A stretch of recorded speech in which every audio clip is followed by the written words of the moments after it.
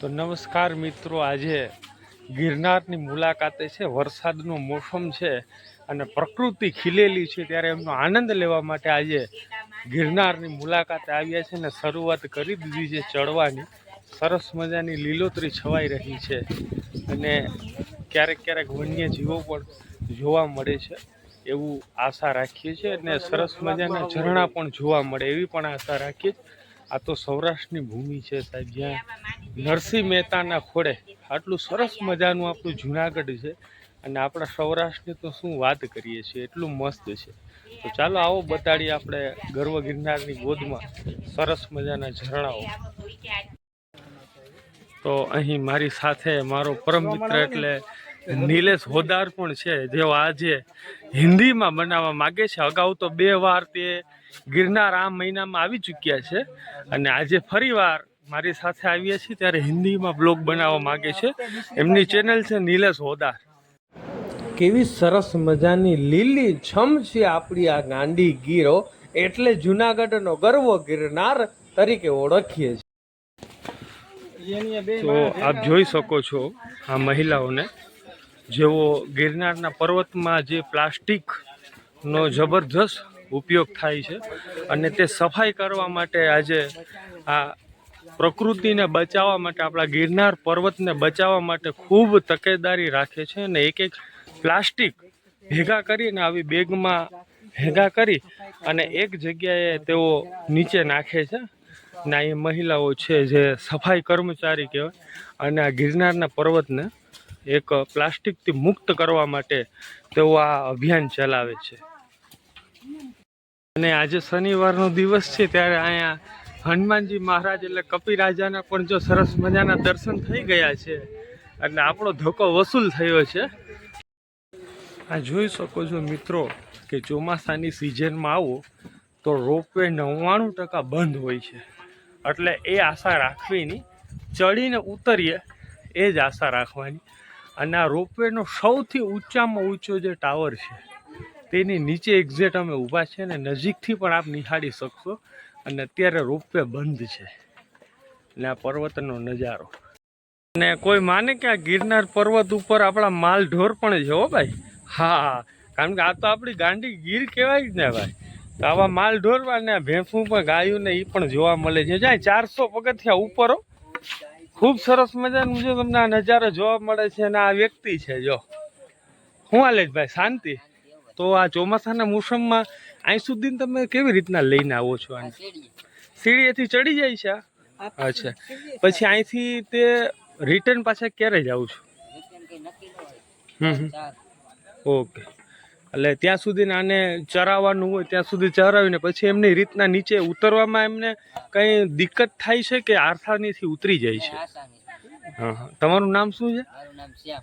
શ્યામભાઈ ભરવાડ રબારી છે શ્યામભાઈ, અને જુનાગઢના રહેવાસી છે. અચ્છા, સરસ મજાની એની પણ જે આ કામગીરી છે કે ઢોરને અહીં સુધીનો પરિશ્રમ કરાવીને પછી તેઓ ઘરે લાય છે અને સરસ મજાનું આ સૌંદર્ય છે જો. અને એકદમ 400 પગથિયા ઉપર છે આ નજારો મિત્રો, જોઈ લેજો. અહીંથી લોકો ચડે છે. હા એક્ઝેક્ટ. જ્યારે નીચેથી આપણે ચડવાનું ચાલુ કરીએ ને ત્યારે એવું લાગે કે આ 10,000 પગથિયા વાતાવરણમાં કેમ ચડશું. અને ક્યારેક એવા મિત્રોને કહીએ કે આ ભાઈ આ ગિરનાર જવું છે આ મોસમ, એટલે ઘણા લોકો તો એમ જ કે યાર પાગલ થઈ ગયા છે. પણ ખરેખર આનંદ અત્યારે જ છે. આપણે કોઈ પણ જાતની સ્ટન્ટ છે, કોઈ પાણા ઉપર, કોઈ પારી ઉપર એવું ચડવાના પ્રયત્ન અત્યારે નહીં કરવા, જેથી વરસાદના પાણીને લીધે બધી લપસણું હોય છે. એટલે કોઈ જગ્યાએ એવા ઉત્સાહીમાં આવી અને કોઈ સ્ટન્ટ નહીં કરવાના, તો સહેલાઈથી તમે ગિરનાર પર્વતને ચડી શકો છો અને ખૂબ એનો આનંદ લઈ શકો છો. અને નિરાતે ચડવાનું ભલે 3 કલાક 4 કલાકનો સમય લાગે, જેથી કરીને તમે આજે જે આ પ્રવૃત્તિ છે, ઝાડવાઓ છે, ઘણા ઝાડવાઓ તો એવા છે કે તમે ક્યારેય જિંદગીમાં જોયા જ નહીં હોય એવા ઝાડવા છે. એને નિહાળતું નિહાળતું જવાનો આનંદ અલગ જ હોય છે. એટલે હવે થોડાક પગથિયા રહ્યા છે, આસાનીથી થઈ જશે. મનને મક્કમ રાખવું એ જ ગિરનારનું સૂત્ર છે. જોઈને ક્યારે ડગમગ ન થવું ચડવા લ્યો એટલે પગથિયા કેવી રીતના ખતમ થઈ જશે એનો કોઈ ખ્યાલ નહીં પડે. આ તે નરસૈયાની ભૂમિની એક પરંપરા કથાઓ છે. જુનાગઢનો ગર્વ ગિરનાર એટલે એક સૂતો સાધુ તરીકે દેખાય છે ને એ પ્રકૃતિ, એ પહાડ, એ કાર્બિન પથ્થરો આજે સૌંદર્યથી ભરી છે અને ખીલી ઉઠ્યા છે. આ લીલોતરી છવાઈ છે એ વરસાદને લીધે મોસમ ખૂબ મસ્ત છે, મોજમાં છે.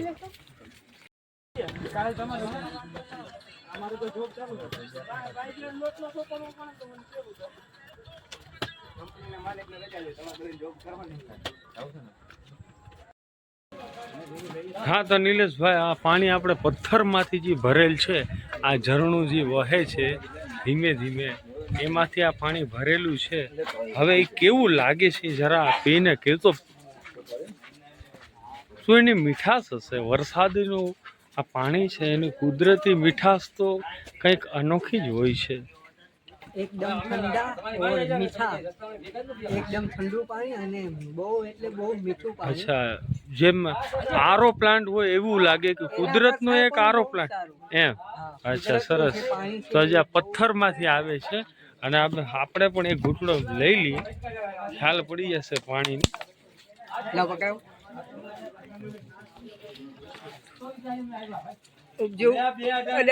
ચાલુ જ છે. હા ચાલુ છે. હાલો બોલો. બહુ મસ્ત પાણી આવે છે અને એકદમ ઠંડુ પાણી છે. પથ્થરનું છે, થોડી થોડી માટીની સ્મેલ પણ આવે છે. એ મજા કઈ અનોખી હોય છે. ચડતા સમયે પાણીની બોટલ સાથે રાખવી, પણ સાથે એ ધ્યાન રાખવું કે પાણીનો જરૂર પૂરતો જ ઉપયોગ કરવો.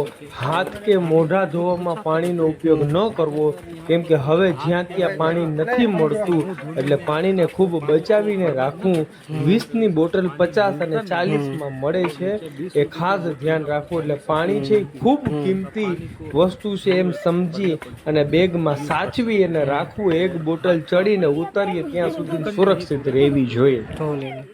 કરીને આપણે ચડતા હોય ને ત્યારે તમને એમ લાગે કે થોડો બ્રેક લેવો છે, તો ખાસ કરીને ફ્રૂટ સાથે રાખવું. જેથી સંતરા છે, મોસંબી છે, કેળા છે, એનર્જી તરીકે તમને ખૂબ મદદરૂપ થાય છે. અને મને જાતનો અનુભવ છે કે જ્યારે પણ તમે બ્રેક લ્યો, એકાદ બે ચીરવી રીતના ખાઓ, પછી તમે કેવી રીતના ચડો ને તમારી અંદર થોડું સ્ટેમિના વધી જાય, તમારો ઇમ્યુનિટી પાવરફુલ થઈ જાય. અને ખટાશવાળી પસંદીદા વસ્તુ રાખવી ખાવા માટે.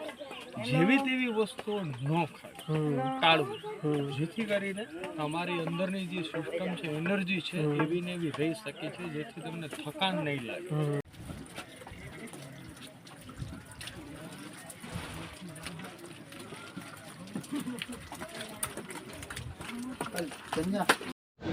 તો હવે આપણે પહોંચી ગયા છે જૈન દેરાસર, જ્યાં તેમની સરસ મજાની નકશીને લીધે ઓળખાય છે અને આકર્ષણનું કેન્દ્ર છે. ત્યારે અહીં ઊભીને વિશ્રામ જરૂર કરવો જ પડે છે, કેમ કે એમની દોરેલી અને એમની કોતરેલી કોતરણીને નિહાળવા માટે લોકો અહીં ઊભે છે. હવે અમે આવી ગયા છીએ સાવ ઉપર અને વાદળોની વચ્ચે છે, એટલે હવે કંઈ દેખાવું મુશ્કેલ છે. નીચેનું વ્યૂ પણ નહીં દેખાય. અને આ મિત્રો રિટર્ન થઈ રહ્યા છે.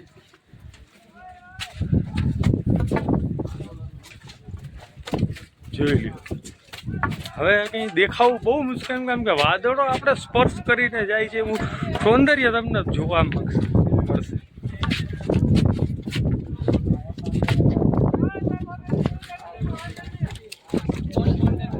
સારી તરફ વાદળ.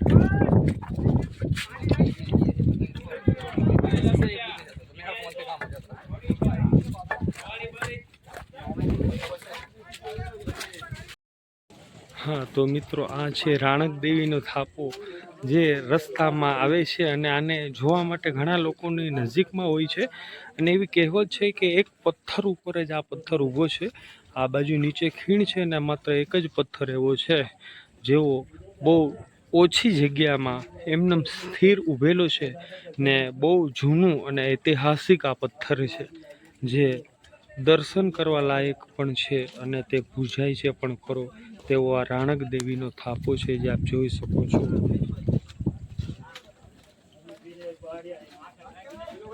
તો જેની આતુરતાથી રાહ જોઈ રહ્યા હતા અમે, કે જડીએ તો ખરા, ગરમી પણ છે પણ વરસાદ વગર નકામું છે. તો અત્યારે એ પણ ગિરનાર મહારાજની દયાથી વરસાદ પણ ચાલુ થઈ ચૂક્યો છે અને જબરજસ્ત વાતાવરણ ઠંડારક. અને આ વરસાદની શું મજા છે, અનેરો આનંદ છે.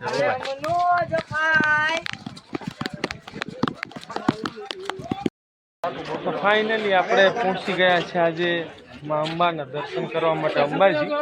અને તમે જોઈ શકો છો કે આજે વરસાદ ચાલુ છે છતાં ટ્રાફિક તો છે જ, એવું નથી.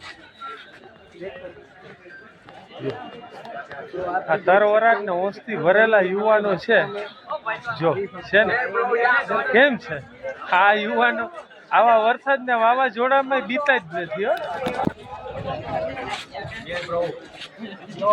આવા વાતાવરણમાં આપણે ગુજરાતી છે ને લોકો એમ કે ગિરનાર થોડું જવાય, કે જોખમ કેવું.